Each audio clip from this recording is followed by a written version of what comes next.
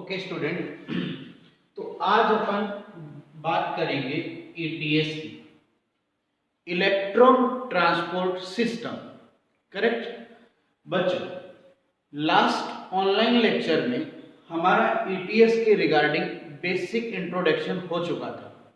फिर भी मैं आपको बता देता हूं, ईटीएस माइटोकॉन्ड्रिया की इनर मेम्ब्रेन में होगा, माइटोकॉन्ड्रिया की इनर मेम्ब्रेन। और यहां यह भी ध्यान रखना है कि कंप्लीट इनर मेम्ब्रेन पर कभी ईटीएस नहीं होता है, क्योंकि यह भी एक बार डेप्थ क्वेश्चन पूछा गया था। ईटीएस केवल क्रिस्टी रीजन में होता है, इस रीजन में ईटीएस होता है। तो साइट सबसे पहले आपको पता होनी चाहिए। तो माइटोकॉन्ड्रिया की इनर मेम्ब्रेन के क्रिस्टी रीजन में ईटीएस की प्रोसेस होती है, राइट। दूसरी बात बच्चों, ईटीएस ही एकमात्र वो प्रोसेस है जिसके अंदर O2 डायरेक्ट यूज होने वाली है, ऑक्सीजन का यूज होगा। Is that clear? और ईटीएस ही वो प्रोसेस है जो एक एरोबिक सेल में होता है और सेल को ये मैक्सिमम एनर्जी प्रोवाइड करवाता है। सेल को मैक्सिमम एनर्जी प्रोवाइड करवाएगा कौन? ईटीएस। ठीक है बच्चों, क्योंकि मैंने आपको बताया था कि जब आपने ग्लाइकोलाइसिस किया, लिंक रिएक्शन किया और क्रेब्स साइकिल किया, तो आपको जो NaDH2 मिला था और जो FADH2 मिला था, है ना, ये वही बात है। ये एनर्जी डायरेक्ट नहीं है, ये चेक है, इसको क्लियर करना पड़ेगा। तो ईटीएस ही वो प्रोसेस है जिसके थ्रू NaDH2 और FADH2 को ATP में कन्वर्ट किया जाएगा। Is that clear? बेसिक बात ये फिर से दोहरा रहा हूं मैं, समझ आ रही है आपको? ठीक है बच्चों, ईटीएस जो है वो रेगुलेट करता है बेटा, ईटीएस रेगुलेट करता है, रेगुलेशन करता है ईटीएस क्रेब्स साइकिल। इस बात को ध्यान रखना, अगर ईटीएस ब्लॉक हो गया तो क्रेब्स साइकिल भी ब्लॉक हो जाएगा। इस बात को आपको ध्यान में रखना है। तो ईटीएस ही रेगुलेशन करता है किसका? क्रेब्स साइकिल का। Is that clear? If ETS block then Krebs cycle also blocked. Is that clear? चलिए, खैर और बेसिक बातें करते रहेंगे हम। फिलहाल ये देखिए कि आपको ये मानना है कि ये पेरीमाइटोकॉन्ड्रियल स्पेस है। ये क्या है? पेरीमाइटोकॉन्ड्रियल स्पेस। और ये है इनर मेम्ब्रेन। आइए हम लिखता हूं इनर मेम्ब्रेन, और ये अंदर वाला रीजन है मैट्रिक्स। ठीक है ना? आप यूं समझ लीजिए कि ये माइटोकॉन्ड्रिया है, तो ये पेरीमाइटोकॉन्ड्रियल स्पेस, पेरीमाइटोकॉन्ड्रियल स्पेस, ये पेरीमाइटोकॉन्ड्रियल स्पेस ये वाला, और ये इनर मेम्ब्रेन है, यानी ये जो बीच में ये वाला पार्ट है ये इनर मेम्ब्रेन है, और अंदर की तरफ यानी ये अंदर की तरफ ये मैट्रिक्स है। तो ये मैट्रिक्स, फिर इनर मेम्ब्रेन और ये पेरीमाइटोकॉन्ड्रियल स्पेस। ठीक है? ईटीएस करने वाले जो एंजाइम कॉम्प्लेक्स है वो सारे कहां होते हैं? इनर मेम्ब्रेन पर होते हैं, राइट बच्चों? ठीक है, फिलहाल मैं आपको ये बता देता हूं कि ईटीएस की प्रोसेस दो भागों में होती है। ईटीएस की जो प्रोसेस है वो दो स्टेप में मैं आपको समझाऊं तो आपको बेहतर समझ आएगा। एक होता है electron transport chain, electron transport chain, इसमें इलेक्ट्रॉन का ट्रांसपोर्ट होता है। ठीक है? और दूसरा पार्ट जो है वो है ऑक्सीडेटिव फॉस्फोराइलेशन, फॉस्फोराइलेशन। तो ईटीएस की जो प्रोसेस है वो दो पार्ट्स में होती है। एक क्या है? इलेक्ट्रॉन ट्रांसपोर्ट चेन, और दूसरी प्रोसेस का नाम क्या है? Oxidative phosphorylation. Is that clear? तो ये दो पार्ट में ये प्रोसेस होनी है। तो आइए बच्चों अब हम एटीएस को समझते हैं। हम सबसे पहले आपको ये बताते हैं कि एटीएस जो होता है उसमें 5 टाइप के एंजाइम कॉम्प्लेक्स पार्टिसिपेट करते हैं। कितने टाइप के? 5 टाइप। ठीक है, और ये सारे के सारे जो एंजाइम कॉम्प्लेक्स हैं वो इनर मेम्ब्रेन के क्रिस्पी रीजन में होते हैं या इनर मेम्ब्रेन में होते हैं। कितने टाइप के एंजाइम कॉम्प्लेक्स पार्टिसिपेट कर रहे हैं? 5 टाइप। कॉम्प्लेक्स 1 इसका नाम है FMN NADH2 डिहाइड्रोजिनेज। ये कॉम्प्लेक्स फर्स्ट का नेम है NADH2 डिहाइड्रोजिनेज। पहले मैं कॉम्प्लेक्स फर्स्ट को समझा दूं ये क्या चीज है।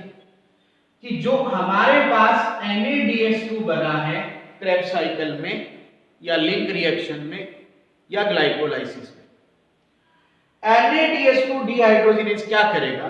डिहाइड्रोजिनेज ये इस रिड्यूस फॉर्म को ऑक्सीडाइज करेगा और इसे NAD+ में बदल देगा। करेक्ट। अब यहां से क्या रिलीज होंगे? H+ रिलीज होंगे, 2 H+ रिलीज होंगे, और जब H+ रिलीज हो रहा है तो इलेक्ट्रॉन भी रिलीज होगा। करेक्ट। ये पहला कॉम्प्लेक्स समझा रहा हूं, इसने क्या किया? इसने NADH2 को NAD+ में कन्वर्ट किया। तो क्या रिलीज हुआ? H+ और साथ में क्या रिलीज होगा? इलेक्ट्रॉन। इनको रिसीव करेगा FMN फ्लेवोमोनोन्यूक्लियोटाइड, ये इसको रिसीव करेगा। ये अब क्या करेगा बेटा कि H+ को पेरीमाइटोकॉन्ड्रियल स्पेस में डाल देगा। H+ कहां डाल देगा? पेरीमाइटोकॉन्ड्रियल स्पेस में, और यहां से इलेक्ट्रॉन वापस कैप्चर कर लेंगे एंजाइम। इलेक्ट्रॉन वापस कैप्चर कौन कर लेंगे? ये जो इनर मेम्ब्रेन के, देखिए नाम क्या है? Electron transport chain. H+ का ट्रांसपोर्ट नहीं करना है, ट्रांसपोर्ट किसका करना है? इलेक्ट्रॉन का। तो H+ को इन्होंने पेरीमाइटोकॉन्ड्रियल स्पेस में डाल दिया, और जो इलेक्ट्रॉन है ये आगे चला जाएगा बेटा यूबिक्विनॉन के पास। किसके पास? यूबिक्विनॉन के पास, या क्विनॉन बोलिए। अब ये पहले कॉम्प्लेक्स का आपको काम समझ आ जाना चाहिए। क्या काम हुआ? देखो ये पहला कॉम्प्लेक्स था डिहाइड्रोजिनेज। डिहाइड्रोजिनेज, ठीक है। इसने क्या किया है? देख लो यहां से, देखो समझो इसको। ये मैट्रिक्स में था ना NADH2। NADH2 कहां था? मैट्रिक्स में, क्योंकि क्रेब्स साइकिल कहां हो रहा था? मैट्रिक्स में। तो डिहाइड्रोजिनेज ने क्या किया? NADH2 को NAD+ में बदल दिया। H+ जो रिलीज हुए और जो इलेक्ट्रॉन रिलीज हुए उनको FMN ने रिसीव किया। FMN ने H+ को कहां डाल दिए? मैट्रिक्स में। इलेक्ट्रॉन हो गया कैप्चर। इलेक्ट्रॉन नहीं जाएगा, इलेक्ट्रॉन मेम्ब्रेन में ही चलेगा, है ना। ये एंजाइम कॉम्प्लेक्स कैप्चर कर लेंगे, और इलेक्ट्रॉन जो है वो आगे चला गया किसके पास? यूबिक्विनॉन के पास। किसके पास? यूबिक्विनॉन के पास, आयरन के थ्रू। आयरन यहां कैरियर का काम करेगा, ये प्रोटीन है, ठीक है ना। Is that clear? बताइए, समझ आया एकदम अच्छे से?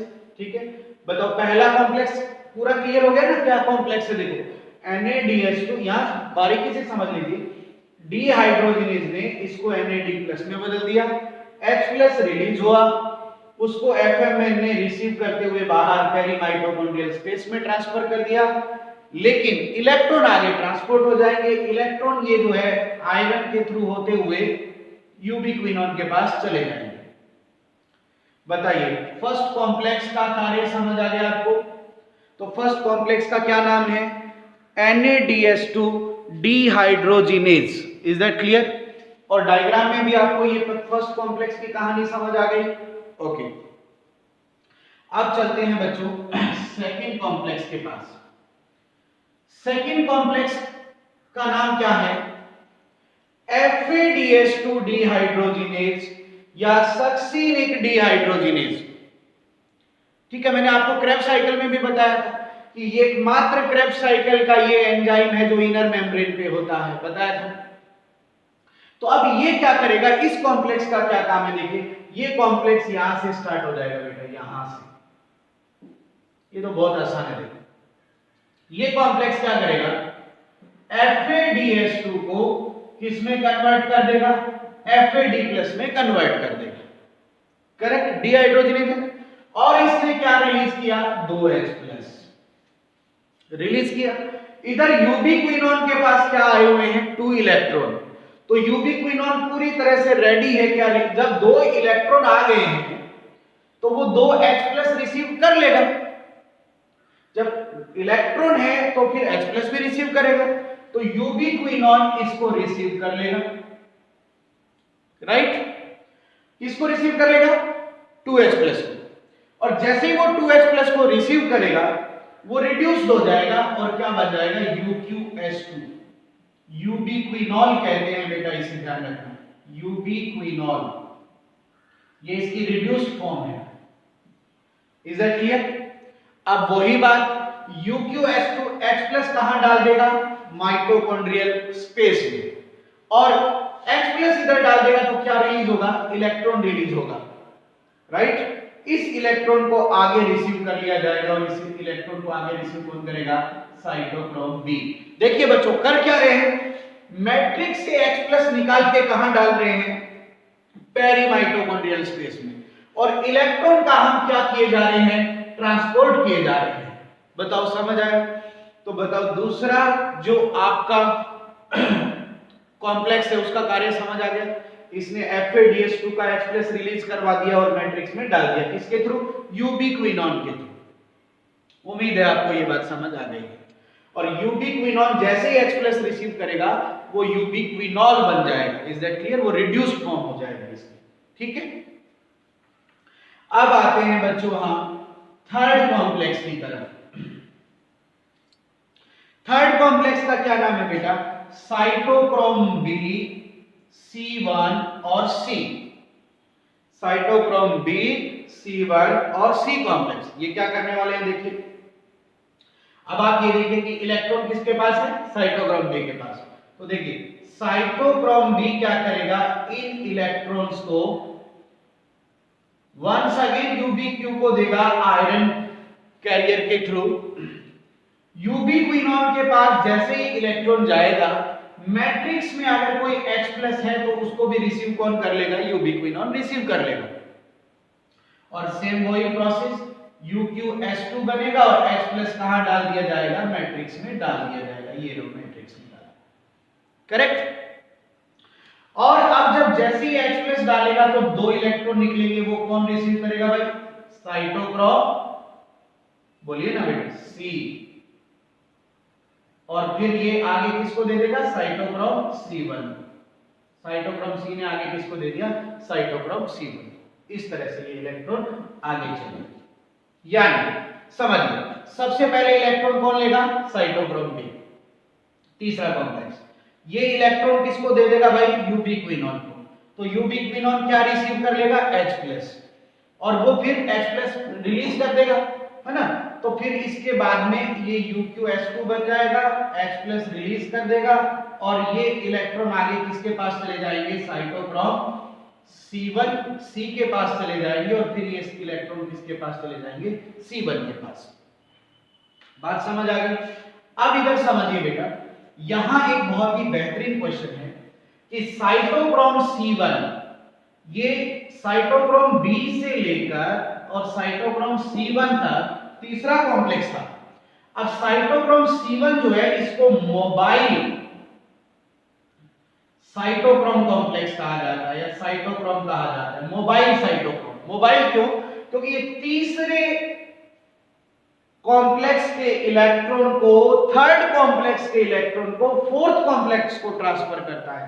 तो साइटोक्रोम C1 को मोबाइल साइटोक्रोम कहा जाता है। इसको साइटोक्रोम C1 को, ये बात ध्यान रखिएगा, क्योंकि ये कनेक्टिंग लिंक है, या इसको ये बोलिए कि ये कनेक्टिंग लिंक बन गया है किसके बिटवीन, थर्ड कॉम्प्लेक्स और फोर्थ कॉम्प्लेक्स के between, third and fourth complex के बिटवीन। तो एक कनेक्टिंग लिंक का रोल प्ले कर रहा है। इज दैट क्लियर, इस बात को आपको ध्यान में रखना है। ठीक है, इसके बाद बात आती है फोर्थ कॉम्प्लेक्स की। फोर्थ कॉम्प्लेक्स क्या है बेटा, साइटोक्रोम ए और साइटोक्रोम ए3।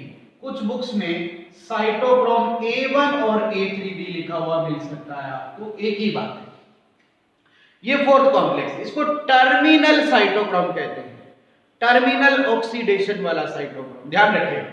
अब देखिए साइटोक्रोम C1 ने इलेक्ट्रॉन किसको दिया, साइटोक्रोम A को, लेकिन इस दौरान एक कैरियर भी था कॉपर। A1 आगे इलेक्ट्रॉन किसको देगा, A3 को, ये कॉपर 2 ये कॉपर 1, ठीक है ना। तो इनके बीच में फोर्थ कॉम्प्लेक्स जो होता है इसका कैरियर कौन होता है, कॉपर होता है बेटा, समझ आ गया एकदम अच्छे से। और अल्टीमेट इलेक्ट्रॉन किसके पास पहुंच गए, तो टर्मिनल इलेक्ट्रॉन एक्सेप्टर साइटोक्रोम कौन सा है, आपसे पेपर में पूछा जा रहा है, तो वो है साइटोक्रोम A3। सबसे लास्ट में जिसने इलेक्ट्रॉन रिसीव किया वो कौन है, साइटोक्रोम A3। लेकिन अगर ऐसा लैंग्वेज आ जाए कि टर्मिनल इलेक्ट्रॉन एक्सेप्टर कौन है, साइटोक्रोम वर्ड नहीं है, तो फिर आएगा बेटा ऑक्सीजन। कौन आएगा, ऑक्सीजन। ध्यान से सुनना बेटा, टर्मिनल इलेक्ट्रॉन एक्सेप्टर साइटोक्रोम कौन सा है, तो साइटोक्रोम कौन सा है, A3 है। लेकिन टर्मिनल इलेक्ट्रॉन एक्सेप्टर कौन है, तो सॉरी बेटा, सबसे लास्ट में जो इलेक्ट्रॉन रिसीव किया है वो कौन है, ऑक्सीजन। कौन है भाई, ऑक्सीजन। तो टर्मिनल इलेक्ट्रॉन एक्सेप्टर आ जाए तब कौन होगा, ऑक्सीजन। अब क्या होगा देखो, यहां तक हमने इलेक्ट्रॉन का ट्रांसपोर्ट कर दिया और इलेक्ट्रॉन कहां पहुंचा दिए हमने, ऑक्सीजन के पास पहुंचा दिए, बस इतना आपको याद रखना है, ठीक है ना। इलेक्ट्रॉन कहां पहुंचा दिए, ऑक्सीजन के पास। तो टर्मिनल इलेक्ट्रॉन एक्सेप्टर कौन था, ऑक्सीजन, है ना।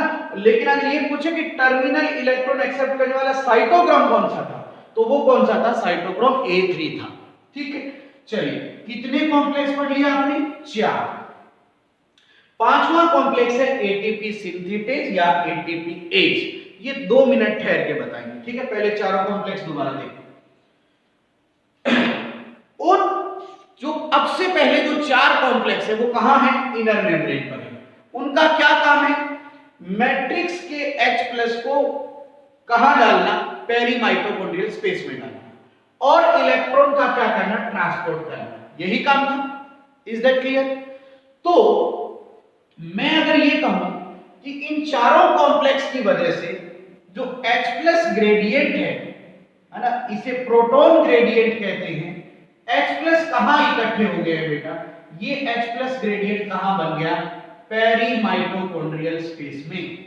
कहां बन गया, पेरी माइटोकॉन्ड्रियल स्पेस में। देखो सारे H+ कहां इकट्ठे हो गए, देखो पेरी माइटोकॉन्ड्रियल स्पेस में हो गए। तो H+ ग्रेडियंट कहां बना, पेरी माइटोकॉन्ड्रियल स्पेस में, और इलेक्ट्रॉन ट्रांसपोर्ट होते हैं। इज दैट क्लियर, कोई दिक्कत। अब तक हमने देखा कि आयरन, सुन रहे बेटा, आयरन Fe+3 इलेक्ट्रॉन रिसीव करके Fe+2 बनेगा, इस फॉर्म में चलेगा, राइट। हमने ये भी देखा कि कॉपर भी कैरियर का रोल प्ले कर रहा है, आयरन भी कैरियर का रोल प्ले कर रहा है। इज दैट क्लियर, समझ आ गया। यूबी क्विनॉन H+ को यहां पर ट्रांसफर करने में, पेरी माइटोकॉन्ड्रियल स्पेस में ट्रांसफर करने में बेहतरीन अपना रोल प्ले कर रहा है। और यूबी क्विनॉन की रिड्यूस्ड फॉर्म क्या है, UV quinol, UqH2, UV quinol, ठीक है। ये कुछ बातें हमने देखी। अब कॉपर कैरियर किसके लिए है, फोर्थ कॉम्प्लेक्स के लिए, है ना। और आयरन कैरियर कहां पर आपने देखा, फर्स्ट और सेकंड कॉम्प्लेक्स का जो कैरियर है वो कौन है, आयरन है, ठीक है, पक्का। और कनेक्टिंग लिंक वाला साइटोक्रोम कौन सा है, ये वाला साइटोक्रोम C1 लास्ट, है ना, ये वाला। Is that clear. अब देखो बेटा, आपसे ये पूछा जाएगा कि एटीएस में कितने एंजाइम कॉम्प्लेक्स भाग लेते हैं, तो आप कितने बताओगे, 5। अभी बताया मैंने आपको। लेकिन आपसे पूछा गया कि एटीएस में कितने साइटोक्रोम कॉम्प्लेक्स है, तो साइटोक्रोम कॉम्प्लेक्स कितने हैं बेटा, साइटोक्रोम कॉम्प्लेक्स 2 ही है। साइटोक्रोम कॉम्प्लेक्स कितने हैं बेटा, 2 ही है। कौन कौन से, एक तो कॉम्प्लेक्स नंबर 3, है ना, क्या था complex 3, cytochrome B, cytochrome C और साइटोक्रोम C1। और एक क्या था, कॉम्प्लेक्स 4, साइटोक्रोम A और साइटोक्रोम A3। तो साइटोक्रोम जो है वो कॉम्प्लेक्स कितने हैं? 2 ही, थर्ड और फोर्थ, राइट? बात समझ आ गई? टोटल साइटोक्रोम कितने हैं? ये लैंग्वेज आ गई तो साइटोक्रोम देख लो कितने हैं, 1 2 3 4 5। साइटोक्रोम कितने हैं? 5 है। साइटोक्रोम कॉम्प्लेक्स कितने हैं? 2 हैं। ईटीएस में टोटल एंजाइम कॉम्प्लेक्स कितने भाग लेते हैं? तो 5 लेते हैं। बताओ समझ आया ये बात? ठीक है, अब यहां तक बात आपको समझ आ गई है। तो अब तक जो 4 कॉम्प्लेक्स देखे वो इलेक्ट्रॉन को क्या कर रहे थे? ट्रांसपोर्ट कर रहे थे। और H+ कहां डाल रहे थे? पेरी माइटोकॉन्ड्रियल स्पेस में। ठीक है, मैं चारों कॉम्प्लेक्स फिर से बता देता हूं। पहला कॉम्प्लेक्स क्या था? NADH2 dehydrogenase. दूसरा कॉम्प्लेक्स क्या था?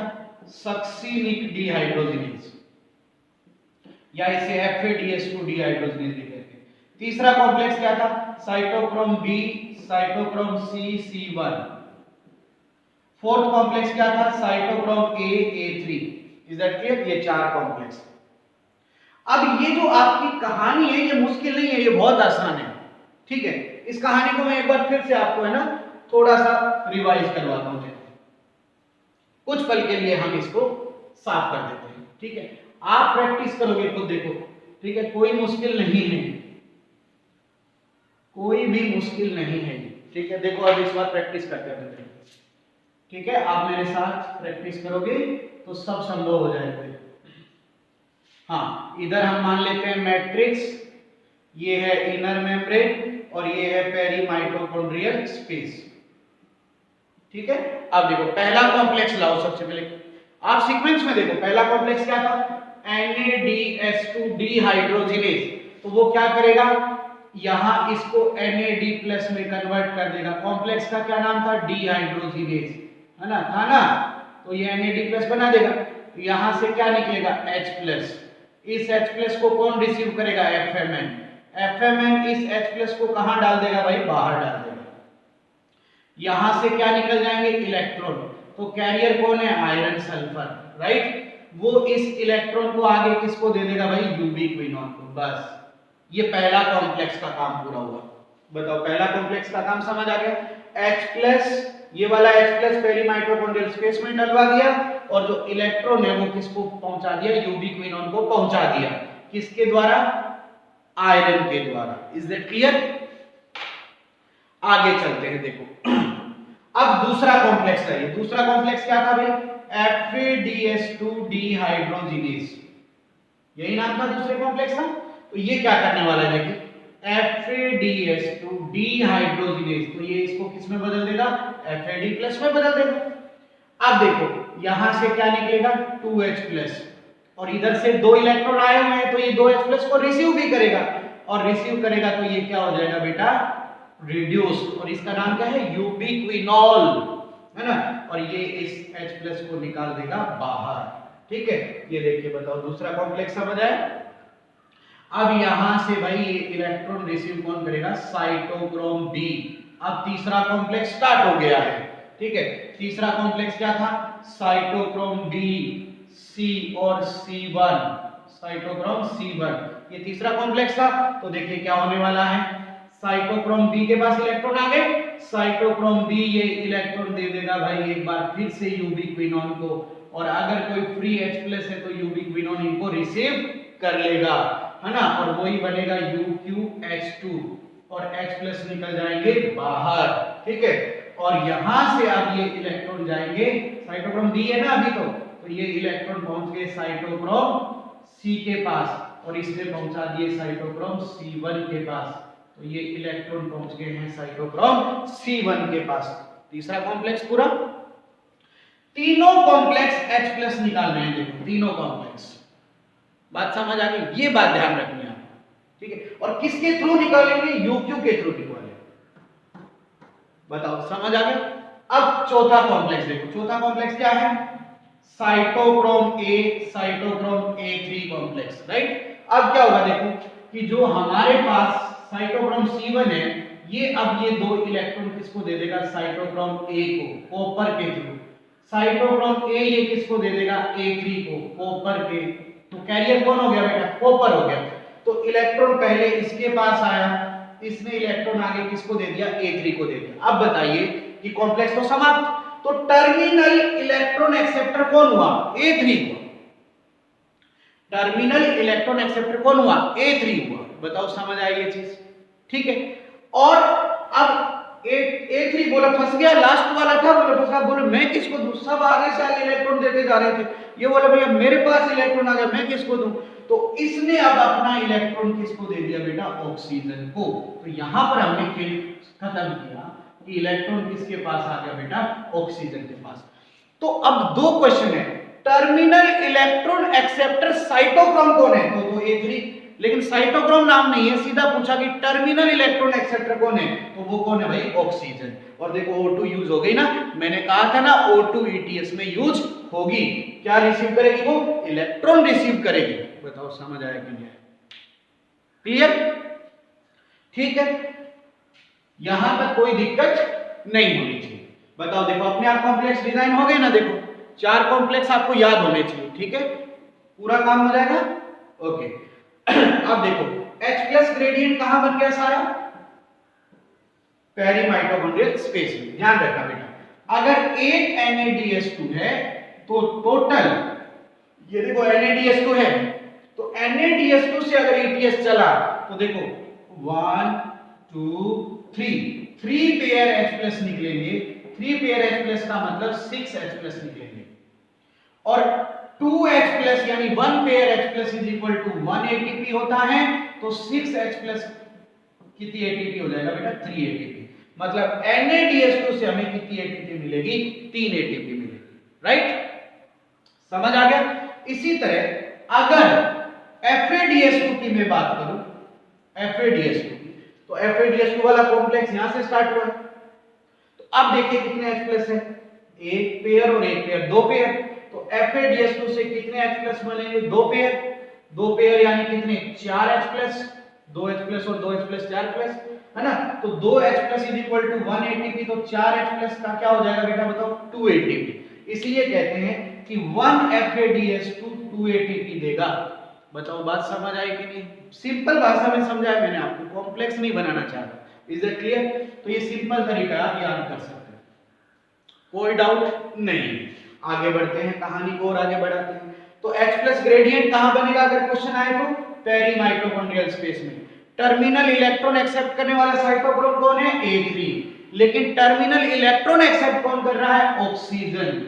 ETS में ऑक्सीजन यूज होती है या नहीं होती, होती है, क्या काम होती है, इलेक्ट्रॉन को रिसीव करने के काम होती है, ठीक है। अगला सुनिए, ETS एक रिडॉक्स रिएक्शन है बेटा, रिडॉक्स मतलब इसमें रिडक्शन भी होता रहता है और ऑक्सीडेशन भी होता रहता है। अब इधर देखिए भाई, देखो ये रिड्यूस था, ऑक्सीडाइज हुआ, पहले ऑक्सीडाइज था, H+ रिसीव करके रिड्यूस हुआ, समझ आया, मतलब हर कोई कॉम्प्लेक्स रिड्यूस होता जाएगा, बाद में ऑक्सीडाइज होता जाएगा, रिड्यूस होता जाएगा, ऑक्सीडाइज होता जाएगा। बताओ समझ आया। जैसे देखो यूबिक्विनोन क्या है, ऑक्सीडाइज है, H+ रिसीव करके क्या हो जाएगा, रिड्यूस्ड हो जाएगा, समझ आया। फिर H+ निकाल दिया, वापस क्या हो जाएगा भाई, वापस यूबिक्विनोन बच गया ना, वापस अपनी ऑक्सीडाइज हो जाएगा। बताओ समझ आया एकदम अच्छे से, कोई दिक्कत। तो ये रिडॉक्स रिएक्शन है जिसमें रिडक्शन और ऑक्सीडेशन होता रहेगा। बात क्लियर हुई एकदम अच्छे से, ये भी बात आपको ध्यान में रखनी है, ठीक है। अब देखो कितने कॉम्प्लेक्स हो गए भाई अपने, 4 कॉम्प्लेक्स हो गए। अब कॉम्प्लेक्स नंबर 5, अब लाते हैं कॉम्प्लेक्स नंबर 5, ठीक है। अब कॉम्प्लेक्स 5 है, इसका नाम क्या था, ATP सिंथेटेज या ATPase कहते हैं, ठीक है। एक्चुअली जो कॉम्प्लेक्स 5 है इसको F0 F1 पार्टिकल भी कहते हैं, F0 F1 पार्टिकल भी कहते हैं इसको ऑक्सीजोम भी कहा जाता है, ऑक्सीजोम पार्टिकल। इसको F इसलिए बोलते हैं क्योंकि एक साइंटिस्ट थे फर्नांडिस मोरेन, उन्होंने इसको डिस्कवर किया था, इसलिए इसको F पार्टिकल भी कहते हैं।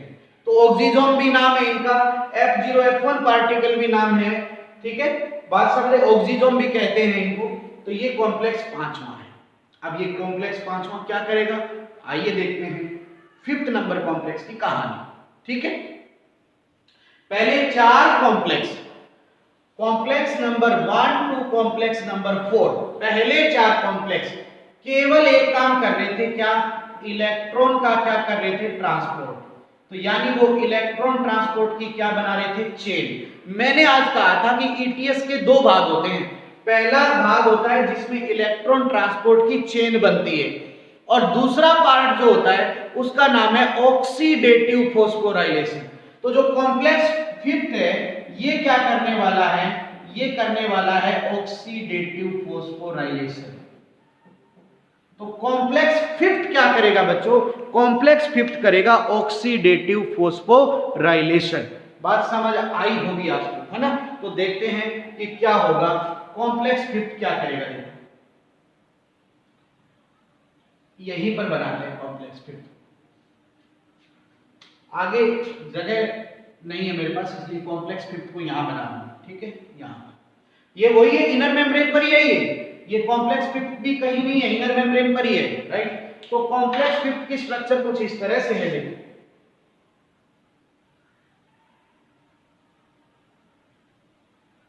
इस तरह से, ये ऑक्सीजन पार्टिकल है। तो इसका ये वाला पार्ट है हेड। तो हेड पार्ट किसकी तरफ है? मैट्रिक्स की तरफ, राइट? ये इसका बीच वाला पार्ट है, इसको स्टार्ट बोलते हैं, और ये बेस है। बेस को F0 कहते हैं और हेड को F1 कहते हैं, राइट? इसलिए इसका नाम है F0 F1 पार्टिकल। अब बताइए कि इसका जो ये बेस है ये किधर है? ये है पेरीमाइटोकॉन्ड्रियल स्पेस की तरफ। तो इसका बेस कहां है? पेरीमाइटोकॉन्ड्रियल स्पेस की तरफ, राइट? अब देखिए क्या होगा बेटा, ये जो हेड है, इस हेड में एंजाइम होता है, इसका नाम है एटीपी सिंथेटेज। तो एटीपी सिंथेटेज एंजाइम या इसे एटीपी एज एंजाइम कहते हैं, वो कहां प्रेजेंट है? हेड में प्रेजेंट है। इस बात को ध्यान रखिएगा। अब देखो, अब ये पूरा आपको समझना है, 5वां कॉम्प्लेक्स का नंबर आ गया। अगर बनाना हो तो 5वां कॉम्प्लेक्स यहां बनेगा, देखो इस तरह से, अगर आपको दिख जाएगा तो इस तरह से ये 5वां कॉम्प्लेक्स यहां बनेगा, इस तरह से। ये 5वां कॉम्प्लेक्स का नंबर है। चलिए यहां बनेगा ये F1, ये F0, ये कॉम्प्लेक्स 5th यहां बनेगा, राइट? अगर आगे बनाना है तो आगे वहां बनेगा 5वां कॉम्प्लेक्स। मैं डिटेल से यहां समझाता हूं, देखो। अब ये देखो कि H+ ग्रेडियंट कहां बना हुआ है? H+ या प्रोटॉन ग्रेडियंट कहां बना हुआ है? कहां बना हुआ है? पेरीमाइटोकॉन्ड्रियल स्पेस में। एम आई राइट? पेरीमाइटोकॉन्ड्रियल स्पेस में। तो अब जो H+ है वो यहां पर आएंगे, बेस में आएंगे, यानी बेस किसको रिसीव करेगा? H+। बोलिए भाई, समझ आया? क्योंकि ये बेस किधर है? पेरीमाइटोकॉन्ड्रियल स्पेस की तरफ है। सपोज करो कि ये H+ है, सारे H+ यहां रिसीव हो जाए, ठीक है? अब ये H+ यहां से मूव करेंगे स्टार्ट की तरफ, और फिर ये H+ कहां जाएंगे? हेड में। तो जैसे ही H+ हेड में जाएगा, हेड में एक एंजाइम है, क्या? ATP synthetase. वो एक्टिव होगा बेटा, क्या होगा? वो एक्टिव हो जाएगा, और एक्टिव होकर वो बेटा एडीपी प्लस आईपी जोड़कर क्या बना देगा बेटा? बताओ, एटीपी। यानी जैसे ही H+ कहां पहुंचा? हेड में पहुंचा, तो कौन सा एंजाइम एक्टिव होगा? ATP synthetase. और वो क्या करेगा बेटा? इस प्रोटॉन ग्रेडियंट से एक्टिव होकर वो क्या बना देगा? एटीपी बना देगा। बोलो, समझ आया? तो इस तरह देखो, ये ऑक्सीडेटिव फॉस्फोराइलेशन। देखो फॉस्फोराइलेशन क्या होता है? एटीपी बनाना। तो एटीपी बन गई ना H+ से, राइट? अब सवाल है कि जो ये H+ है इनका क्या होगा? तो देखो, इधर ऑक्सीजन तरफ रही है, ऑक्सीजन ने इलेक्ट्रॉन रिसीव कर रखा है ना भाई, ऑक्सीजन ने इलेक्ट्रॉन रिसीव कर रखा है। देखिए ये ऑक्सीजन है, इसने क्या रिसीव कर रखा है? इलेक्ट्रॉन। और इधर से क्या आ रहे हैं बताओ? H+। क्या आ रहे हैं? बोलो रे भाई, H+, है ना? तो ऑक्सीजन इलेक्ट्रॉन रिसीव करके बैठी है, देखो हाफ O2, ठीक है? इसने इलेक्ट्रॉन रिसीव किया, तो ये क्या बन गए भाई? बताओ ना भाई, -2, है ना? तो इलेक्ट्रॉन रिसीव करके बैठी है। अब O2 -2 रिएक्ट करेगी किसके साथ? हाइड्रोजन के साथ, क्योंकि इसने इलेक्ट्रॉन रिसीव किया हुआ है। तो ये क्या बना देगी? बोलो शाबाश, बोलिए ना, क्या बन गया? H2O, है ना? तो जैसे यहां पर 2H+ आएगा तो प्रोडक्ट क्या बन जाएगा बेटा? बताओ, H2O, है ना? तो ETS का देखो, ऑक्सीजन भी तो बोल रही थी ना कि यार मुझे फंसा दिया, मुझे इलेक्ट्रॉन दे दिया, है ना। तो अब ऑक्सीजन जो है अब अपने जाल में किसको फंसा लेगी, हाइड्रोजन को, और ऑक्सीजन रिएक्ट करेगी H+ के साथ, हाइड्रोजन आयन के साथ, और क्या बना देगी, वाटर। तो मैं ये कहूं कि ETS का फाइनल प्रोडक्ट क्या मिला हमारे पास, तो ETS का प्रोडक्ट हमारे पास क्या मिला, एक तो बना वाटर, वाटर बन गया, दूसरा हमारे पास क्या बन गया भाई, ATP बन गया, देखो ATP बन गया। So that is the final product of ETS। बात समझ आ गई एकदम अच्छे से। और ऑक्सीजन ने इलेक्ट्रॉन रिसीव कर रखा था पहले ही, और जैसे ही H+ आया ऑक्सीजन रिएक्ट कर गया किसके साथ, जिसने इलेक्ट्रॉन रिसीव किया होता है वो H+ से रिएक्ट करेगा। जैसे इधर आप देख रहे थे कि यूबिक्विनोन ने इलेक्ट्रॉन रिसीव किया तो H+ भी रिसीव करेगा। तो ऑक्सीजन ने इलेक्ट्रॉन रिसीव कर रखा था, और जैसे ही H+ आएगा तो ऑक्सीजन H+ से रिएक्ट करके क्या बना देगी, वाटर बना देगी। इज इट क्लियर, है ना। तो ये फाइनल प्रोडक्ट हो गया, और साथ में क्या बन जाएगी, ATP बन जाएगी। ठीक है, तो पांचों कॉम्प्लेक्स समझ आया। ठीक है, तो ये बेटा हमारा ETS था पूरा। ठीक है, तो कैसे हमने H+ हम कैसे लाए हैं, देखो आप कंफ्यूजन देखो। तो H+ कहां पड़ा था, मैट्रिक्स में, यहां से इसको किसने उठाया, इनर मेम्ब्रेन में, इनर मेम्ब्रेन ने इसे इस H+ को कहां डाल दिया, मैट्रिक्स से H+ कहां आए, इनर मेम्ब्रेन पर, इनर मेम्ब्रेन ने H+ को कहां डाल दिया, पेरी माइटोकॉन्ड्रियल स्पेस में। तो एक बार सारे H+ कहां इकट्ठे हुए, फिर वापस देखो, अब इस पार्टिकल के हिसाब से वापस देखो, वापस ये पेरी माइटोकॉन्ड्रियल स्पेस से पिक हुए हैं, इनर मेम्ब्रेन से वापस कहां चले गए, देखो मैट्रिक्स में, वापस मैट्रिक्स में चले गए ना। और जैसे ये वापस H+ मैट्रिक्स में जाएगा तब तक ऑक्सीजन रेडी है उसको रिसीव करने के लिए, और क्या बना देगी, H2O बना देगी। तो ये एक तरीके से ये एक सिंपल पाथ बना है हमारा, बताइए क्लियर हुआ। तो इस तरह बच्चों ETS का मैंने आपको ज्ञान दिया है। तो ETS कंक्लूजन ये देखो, पूरा पढ़ के कहीं मेन बात मत भूल जाना, ETS का मुख्य मुद्दा क्या रहा है, ETS का मुख्य काम यही है बेटा कि जो NADH2 है इसको NAD+ में बदलना, है ना भाई, और जो H+ है उसको ATP में बदलना, है ना। लाइक FADH2 को FAD+ में बदलना, और जो H+ है उससे क्या बना लेना, ATP बना लेना। और ये जो FAD+ और NAD+ है ये रीयूज हो जाएंगे, दोबारा यूज हो जाएंगे, किसमें बेटा बताओ, क्रेब्स साइकिल में या लिंक रिएक्शन में। इसलिए तो कहते हैं कि ETS रेगुलेट करता है क्रेब्स साइकिल को, क्योंकि ये वापस ऑक्सीडाइज फॉर्म बना के देगा, और जब ऑक्सीडाइज फॉर्म बना के देगा तभी तो ये प्रोसेस रन करेगी। समझ आया एकदम अच्छे से। तो ये आज मैंने आपको ETS के बारे में बताया है, उम्मीद करूंगा कि आपको समझ आया है। ठीक है, और वो मेरा जो क्लास में बताया था मैंने आपको ध्यान रखना, साइनाइड और कार्बन मोनोऑक्साइड ये पॉइजन है बेटा, किसके लिए, ETS के लिए, फॉर ETS। यानी अगर ये साइनाइड और कार्बन मोनोऑक्साइड डालेंगे तो ETS ब्लॉक हो जाएगा बेटा। और साइनाइड किसको ब्लॉक करता है, ये भी क्वेश्चन आता है। तो साइनाइड ब्लॉक करता है साइटोक्रोम A3 को। किसको ब्लॉक करता है, साइटोक्रोम A3 को, है ना। तो ETS ही ब्लॉक हो जाएगा बेटा, है ना। और ETS ब्लॉक हो गया तो क्रेब्स भी ब्लॉक हो जाएगा। ये बात भी आपको ध्यान में रखनी है। तो ऐसे छोटे छोटे क्वेश्चन तो बहुत हैं, तो इन क्वेश्चन की हम प्रैक्टिस करेंगे। ठीक है, एक बार आउटलाइनिंग मैंने दे दी है, अब इससे आप कोई भी रेफरेंस पढ़ सकते हो, है ना। मैंने व्यू दे दिया है आपको, कोई भी डाउट है तो हम ऑनलाइन क्लास में डिस्कस करेंगे। ठीक है, थैंक यू वेरी मच, कल मिलते हैं बच्चों।